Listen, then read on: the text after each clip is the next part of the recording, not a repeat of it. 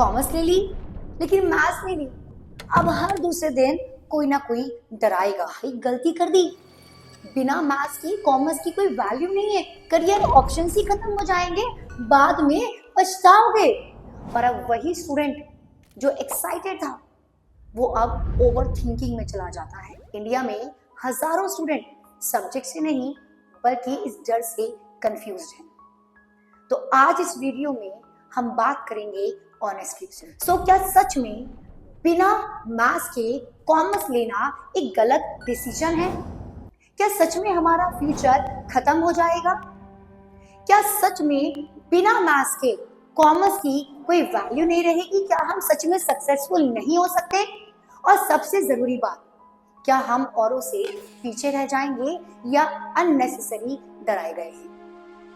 सो आखिरकार ये कंफ्यूजन शुरू कहां से होता है?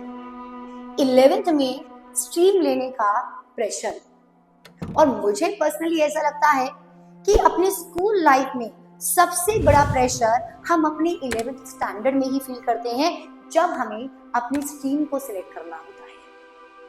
कुछ बच्चे साइंस ले लेते हैं क्योंकि टॉपर्स वहां जा रहे हैं, कुछ बच्चे कॉमर्स ले लेते हैं क्योंकि उन्हें मैथ्स से छुटकारा चाहिए, और कुछ बच्चे कंफ्यूज होकर अपनी स्ट्रीम को चुन लेते हैं। और जब रिजल्ट आता है तो रिलेटिव शुरू कि भाई कितनी परसेंटेज आई तेरी, साइंस ही लेगा ना, कॉमर्स लेगा तो साथ में मैथ्स तो लेगा कि नहीं लेगा? और अगर आपने नहीं बोल दिया या फिर ये बोल दिया कि अप्लाइड मैथमेटिक्स लिया है, तो उन रिलेटिव्स के चेहरे ऐसे उड़ जाते हैं जैसे मानो करियर ही आपका खत्म हो गया हो। इंडिया में हजारों स्टूडेंट स्ट्रीम से नहीं बल्कि लोगों के ओपिनियन से डरते हैं। और अब सबसे बड़ा myth, commerce without maths no future. गलत, सबसे बड़ा गलत। हाँ, कुछ ऑप्शंस हैं जैसे कि डेटा एनालिसिस, सीए के कुछ ऑप्शंस, और एचओ साइंसेस, या फिर इकोनॉमिक्स, और या फिर कुछ कॉलेजेस में कुछ कोर्सेस जहां पर मैथ्स जरूरी है। बट इसका मतलब ये नहीं कि अगर मैथ्स नहीं लिया तो जिंदगी खत्म हो जाएगी। एक बात पूछूं आपसे, क्या हर सक्सेसफुल बिजनेसमैन मैथमेटिशियन है?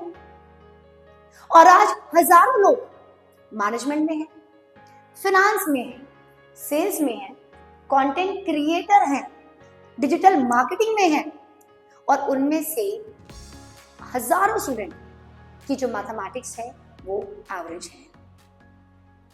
सो सब्जेक्ट आपका करियर डिसाइड ही करते हैं।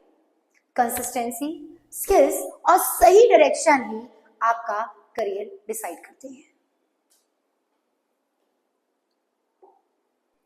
और अब सच छुपाना भी गलत होगा। मैं आप लोगों को फेक मोटिवेशन नहीं दूंगी, सच्चाई भी बताऊंगी।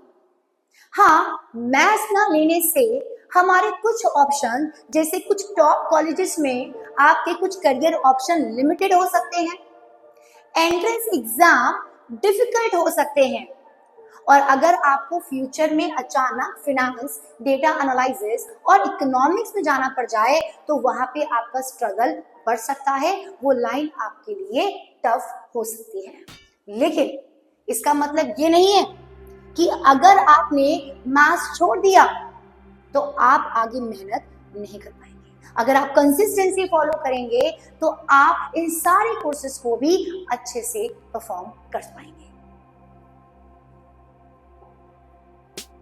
अब कुछ बच्चे मैथ्स सिर्फ इसलिए छोड़ते हैं क्योंकि 10th में मार्क्स कम आ गए, ट्यूशन अच्छी नहीं मिली, टीचर डरावना था, क्लास में मजाक बना, या मैथ्स से डर लग गया।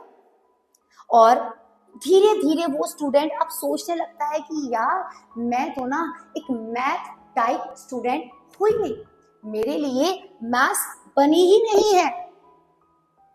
कभी कभी एक स्टूडेंट वीक नहीं होता, उसको वीक बनाया जाता है। एक स्टूडेंट चीजों से भागता नहीं है, उसे भगाया जाता है। सो भाई, अगर वही बच्चा फिर कुछ टाइम बाद कॉमर्स लेता है ये सोचकर कि भाई जिंदगी आसान हो जाएगी, कॉमर्स तो बहुत आसान है, उसमें तो मैथ्स ही नहीं है, कुछ करना ही नहीं है, लेकिन फिर धीरे धीरे धीरे क्या होता है उसके साथ, कॉमर्स में भी बिजनेस स्टैटिस्टिक्स आ जाती है, मैथ्स के कुछ टॉपिक देखने को मिलते हैं और कैलकुलेशन वास्ट हो जाती है।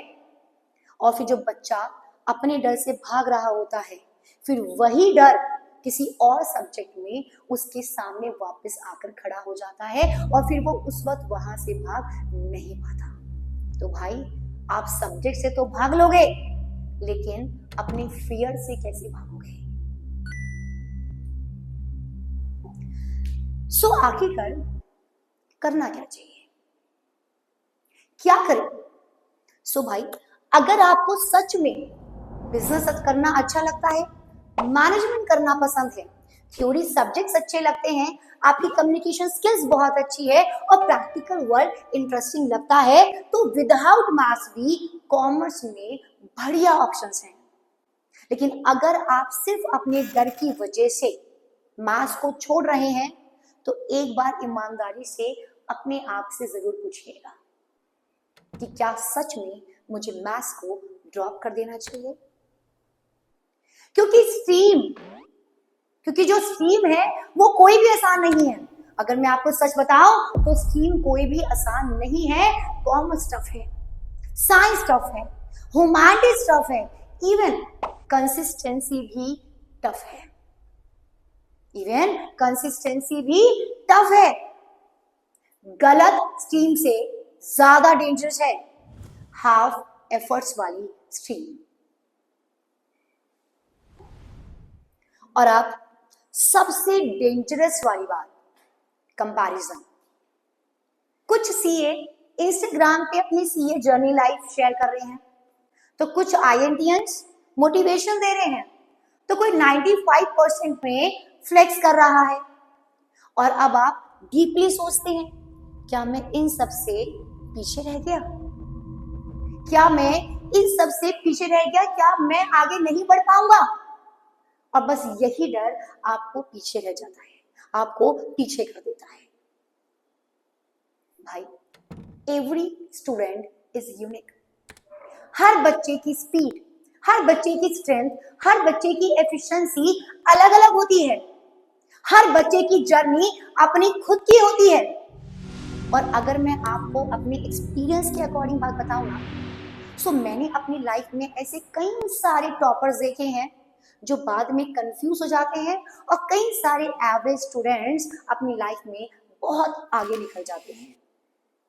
सो बेसिकली स्कूल मार्क्स आपका पोटेंशियल डिसाइड नहीं करते, ये सिर्फ एक स्पेसिफिक टाइम पीरियड की आपकी परफॉर्मेंस बताते हैं। सो अगर आपने कॉमर्स लिया है बिना मैथ्स के, सो भाई अपने आप को किसी से कम मत समझो। और अगर आपने मैथ्स ली है कॉमर्स के साथ, तो स्ट्रगल से मत भागो, स्ट्रगल करो, हार्ड वर्क करो, क्योंकि सक्सेसफुल वो नहीं होते जो स्टार्टिंग से परफेक्ट होते हैं। सक्सेसफुल वो होते हैं जो कंफ्यूजन के बाद भी चलते रहे, कंपैरिजन के बाद भी मेहनत करते रहे, और डर के बाद भी रुके नहीं। सो आपका फ्यूचर कोई सब्जेक्ट डिसाइड नहीं करेगा, आपकी कंसिस्टेंसी डिसाइड करेगी। तो कमेंट करके जरूर बताना कि आपने कॉमर्स मैथ्स के साथ लिया है या बिना मैथ्स के, या कभी आपको अपने डिसीजन पे डाउट हुआ। मिलते हैं अगली रियलिटी चेक।